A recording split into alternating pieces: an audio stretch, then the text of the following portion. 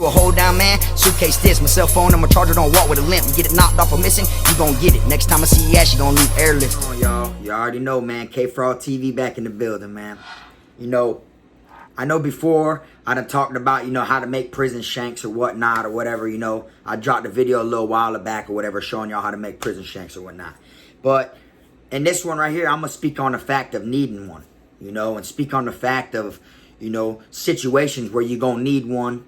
And I'm going to show y'all some proof and some footage of when I had them in there or whatnot. And it actually hit the news before. But anyways, I appreciate everybody that's been tuning in and rocking with me or whatnot. You know, y'all hit that like and subscribe button if you ain't subscribed yet. Alright, so you might find yourself at certain camps to where you don't need a knife. You don't need no banger or a poker or a razor blade or anything like that, you know. But you're going to 9 out of 10 in Florida, I'm speaking on Florida now, you're going to see yourself in situations, you might not even see yourself in a situation, but you're going to be placed and housed in some situation spots where a knife is needed, okay? This ain't nothing new to the chain gang, you know, this ain't no secret, the whole world knows about it, you know, it's been going on for generation after generation, but you know, you're put in a fucked up spot because due to the fact that you want to go home. Everybody wants to go home. Everybody wants to see their family. You know, you never know when you're never going to see your family again. So, you know, you want to try to be on your best behavior as much as you can when you are incarcerated. But at the same time, you're put in a tricky spot to where you're going to need a knife for protection. All right? So, they're not hard to come by. They're not hard to make. You know, and it's just a 1, 2, 3 thing of getting them. All right. So I'm going to go ahead and I'm going to show y'all a little bit of footage or whatever from when I was in there and, you know, different knives I came across and had made or whatever. But I'm not going to show y'all that much because I don't want to release nothing that I haven't put on volume that I got waiting for volume 3. So I'm going to just throw a couple little things out there, whatnot, and I'm going to let y'all check it out. All right. Just to show y'all, you know, you come across some pretty nice. And, you know, like ones that you call that baby. That's my baby right there, you know, stuff like that. And, you know, they're not cool to have, you know, but they are needed. So they're more than just for show, all right? But, check this out. And that's a baby banger right there. Take a nigga life quick, though. War ready.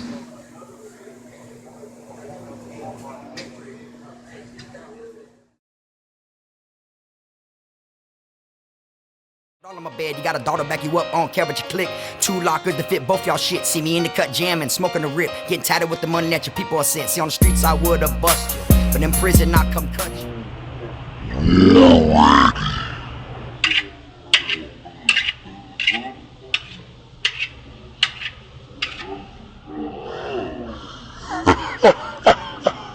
See, as y'all see, you know, I'm very familiar with the knife game. You know, it isn't no secret. You know, and knives are nothing to be, you know, messed up with. Now, you'll get in an altercation with someone, and on your mind, you just might just want to fight him. You might just want to tell him to tighten up and get there or whatnot, you know, but you don't know what's going on in his mind. So it's better to get caught with it than to get caught without it.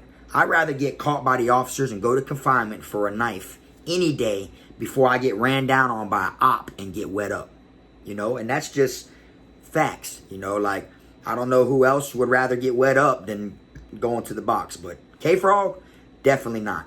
I'd rather get caught with one and go to confinement than to get caught without one when it is needed. So, I'm not making this video to tell anyone, whoever may go to prison in the future, you know, get you a knife, make knives.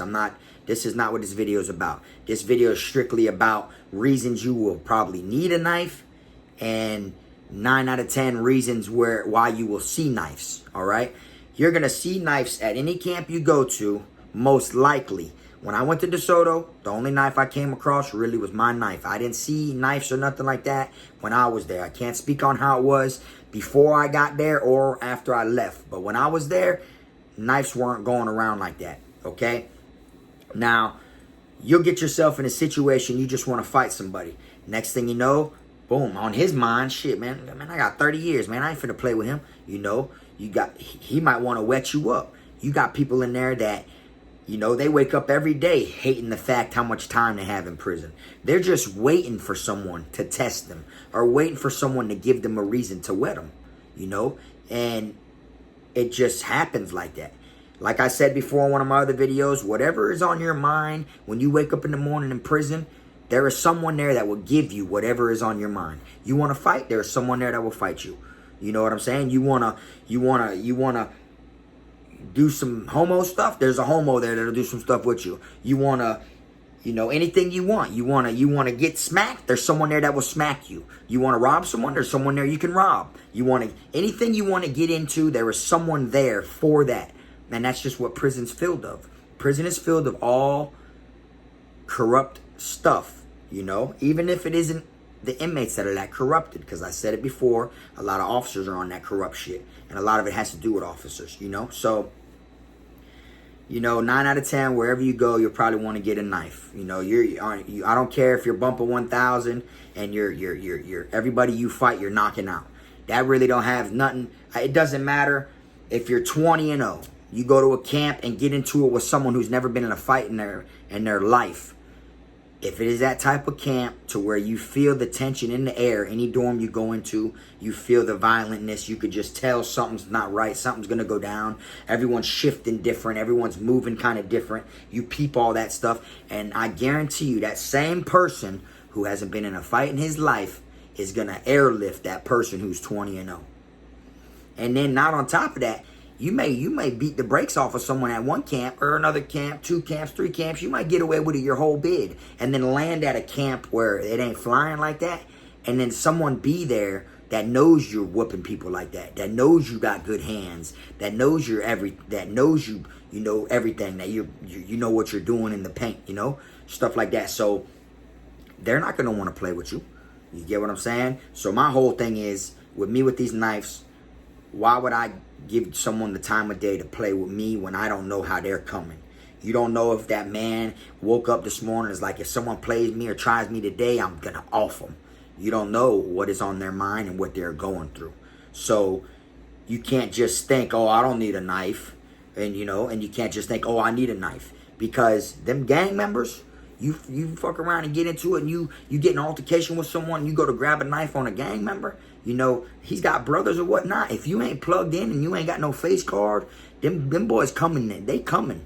They coming like wolves and you a sheep. They coming every day until they get you, you know. And even if they get you, they going to get you again and again. That's just how it is. So,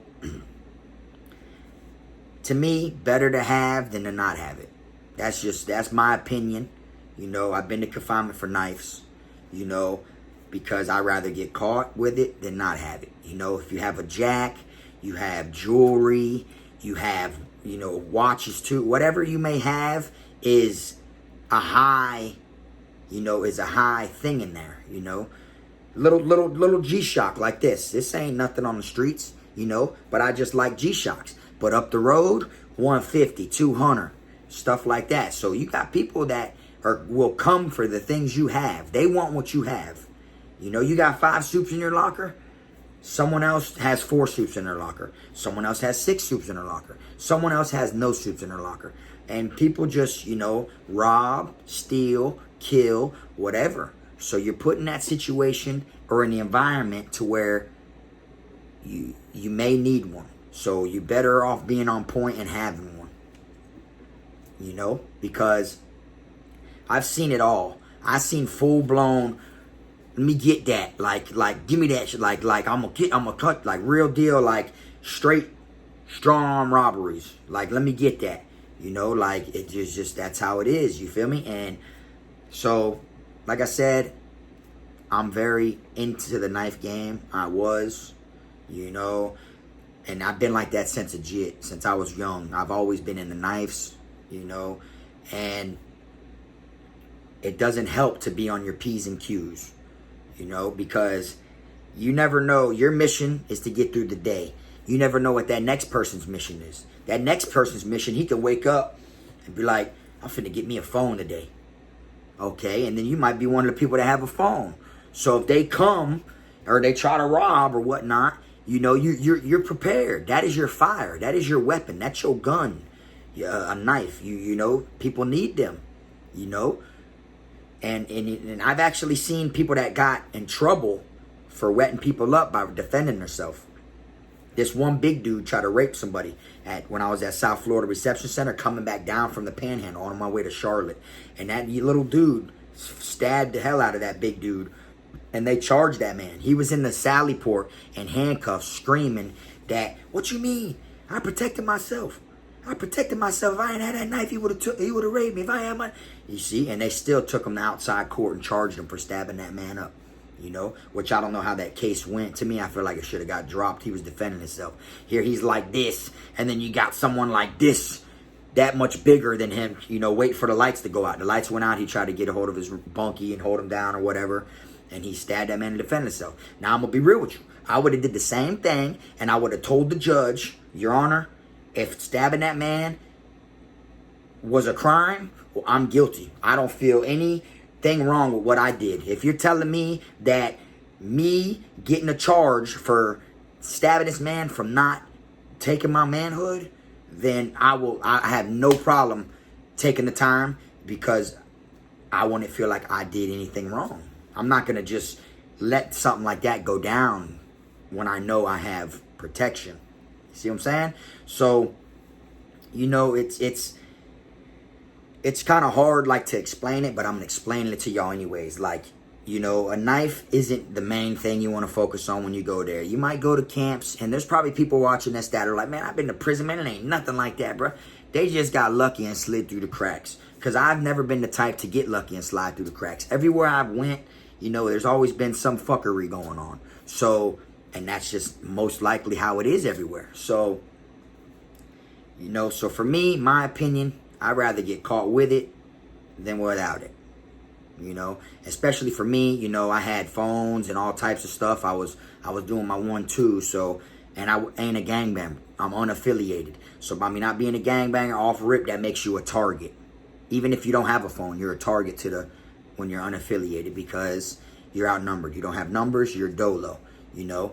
And there's been a couple situations, but I'm not going to put them on camera, of course, that my knife came in handy for me before, you know, and my knife, you know, whatever it was, but, you know, that like I said, that's him. Ride with your 5, stay your ass home, you know. Like, there's no reason to be in the chain gang acting like you living like that, like you gonna rock and you gonna do whatever. You gonna make them send you to CM about whatever. You ain't gonna let no one play with you. You ain't gonna let no one extort you. You ain't gonna let no one put down or nothing. There's no reason for you to be like that in the chain gang if you ain't fully all the way committed. You can't be 1 foot in and 1 foot out. You get what I'm saying? You got to be all the way. If you going to rock and you going to stand up for yourself and you going to let people know, boy, this is what it is. And you let them know, boy, bangers on deck. It's whatever, boy. It's all about whose knife's bigger. Straight like that. Like, because, you know, you'll get put in some camps to where you see you ain't the only one with a knife. And you going to see that everyone's got knives. It's like the new style. You're going to look and see like, holy shit. Like, everyone's got one. Boy, I'm the only one that ain't got one. You know, once you start looking, there's 70 people in the dorm. 30 of them don't got knives. That shows them 30 are out of that. Now it's 40. There's only 40 people that really, you know, they're a different level than the 30 without knives. You know, the 40 with knives, you know, now it's a different ball game for them. You know, if you gonna act like you living like that and you ain't gonna let no one play with you, and you gonna rock out and stand behind your name and your heart, because you're a man before anything. And you know, if that's what it is, then you're gonna, in order to fit in with them, or in order to stand a chance, actually, let me take that back, not fit in order to stand a chance against people with bangers, you're gonna obviously need a banger. You get what I'm saying? Yeah, the lock in the sock, you know, that shit helps or whatever. And it's not really a lock in the sock. That's just a myth. You feel me? But, you know, you wrap it around. You don't put the lock in a sock and tie it and all that stuff. You know, but you tie the sock to the lock. But you really only got one swing with that. I will get in an incident with 3 dudes with locks on a sock. I will try to attack 3 dudes that have a lock and a sock in their hand, because they only get one good hit. That's it. They only get one good swing. And then you're going to get a hold of them and do what you got to do with them. You know what I'm saying? That's why normally when they bust you in the head with a lock and a sock, they do it when you ain't looking. They'll come up behind you and pat you, and they'll bust you. You know what I'm saying? But a dude with a knife is a different story now. That one there, there's no play. You can't play with them. You see what I'm saying? You can play with the ones when they're swinging the locks and stuff. You know, that shit ain't really nothing. You feel me? But don't get me hurt. I mean, don't get me wrong. It does hurt if you get hit with the lock now. You feel me? But as far as it goes about them knives, everyone's got them. Join the club. That's simple. You know? Because like I said, you will need it maybe more often than you won't need it. Okay? So, and it just lets people know. It sets a boundary. It lets them know, like, boy, Fraud finna kill your ass over his phone, boy. Boy, you tripping, boy. That boy Fraud finna go to CM about his phone. Boy, Fraud ain't finna let no one run over there and take his shit. You see what I'm saying? It builds a boundary. So, if there was 100 people that wanted to rob you and run down on you, you got a knife, maybe out of that 100, maybe 70 of them don't want to no more because they feel like, damn, he gonna rock out. You got people telling that he's gonna rock out. He gonna, telling that he gonna, all right, go over there if you want to. You know, that knocks the shortage down off rip of how many would want to rob you. And then, then you got a few that, you just got to show them. Anyone tries to play with you, do what you got to do. Don't be pump faking. Don't be pulling knives out on people and clutching and doing all that if you ain't going to do nothing with it. Don't be crying wolf. You feel me? Because you're going to get ate like that. So, to me, I needed knives. I wanted knives. And it's just like, you go back in the ancient time. A king. Just picture a king who had a big old, big old castle and all that. The ops on the outside, they want to come in and kill him, slay him. Everybody wants to kill the king. But why couldn't they kill the king? Because he had artillery. He had soldiers out there taking people's heads off their shoulders and doing whatever he had to do. The chain gang's the same way, basically. But the only thing is, you got to take the heads off your shoulders yourself. Now don't get me wrong, you're going to have some people that ride with you and rock with you, and they're going to rock with you or whatever. So it's like you got your soldiers and stuff like that. But they're not going to rock with you if you ain't rocking. People don't stick up for people who don't stick up for themselves. You see what I'm saying? And then back then, in the ancient times, it could be a king in the castle, and he won't bust a grape. He won't hurt nobody. He's so pie. He's this, and that. But he had a whole army full of people going out there, putting heads on spears and stuff in front of the castle to let people that ride by on horses know this is what we do over here. Like that. He set that boundary, but he wouldn't bust a grape himself. See, it's different these days. If you gonna put on or get yourself in a situation where you have things, people gonna want to come for it. And like I said, even gang members get robbed by gang members. So that's a gang member's robbing a gang member. So someone that has 50 people behind them is robbing someone that has 50 people behind them. You think they ain't gonna try to rob just little old you that got 5 or 6 little homeboys behind you? You see? So I'm gonna go ahead and I'm gonna show you a couple more little skits or whatever of, different knives and stuff like that. And like I said, me, I'd rather get caught with it than without it. What's up, bro? I look fresh with Rizzo, though? Yeah, you missing one thing, though. Where the machete at? Hey, what you told him to get him, keep that nigga hand. Oh, I hell don't no. even know you niggas anyway. God.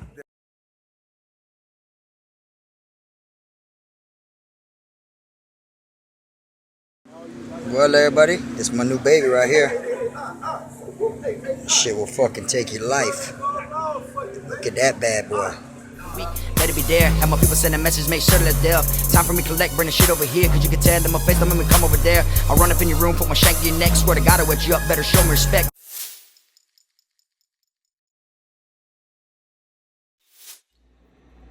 See what I'm saying? You come across some pretty ones when you're in there. You really do. I've seen some of the prettiest knives in my life while I was incarcerated. All right? Am I a fan of it? No.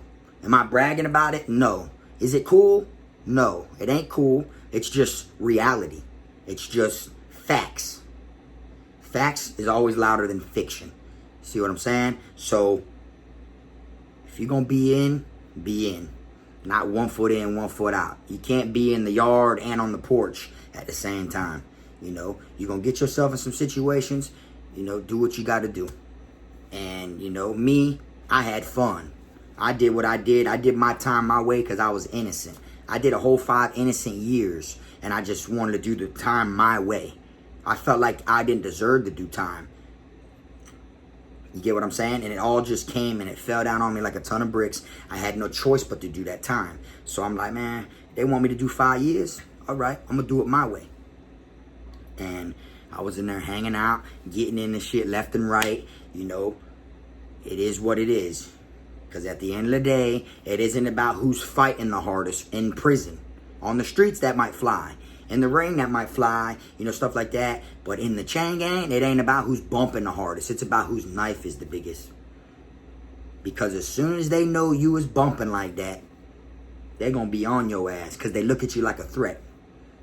Like I said, you come to a camp after your name done got around from knocking out a couple dudes at a different camp and let one person say something about you. Oh, he know not people, he know. Word travels so quick. Literally, you could do something up top by A-Dorm. Later on the day, G-Dorm will be talking about it. It gets around so fast and you want to believe it. And they're going to look at you like a threat. So they're going to want to take you out before you even get knowledge that to try to take them out. Once they know you're bumping like that, you know, they going to test you. It ain't really about them hands. Which, don't get me wrong, you get some camps, they let you get one-on-ones and fights and stuff. I've been in some. You know, they do, which it's always easier and safer that route. You know, because both of y'all fighting, you know, both of y'all going home to your family at the end of the day. But then at the same time, you might fight someone or whatever, and then he could be a gang member, or even if he's not, his homeboy might be like, man, hell nah, bro. And he go get his knife and want to come wet you now because you fought his homeboy or his gang brother. See, so you never know when you'll need a knife. You get what I'm saying? But anyways, this one was about, you know, prison bangers and stuff. But I appreciate y'all. You tuning in and everything. Y'all hit that like and subscribe button. You know, it's a lot of videos coming. I'm dropping them. I'm constantly dropping them.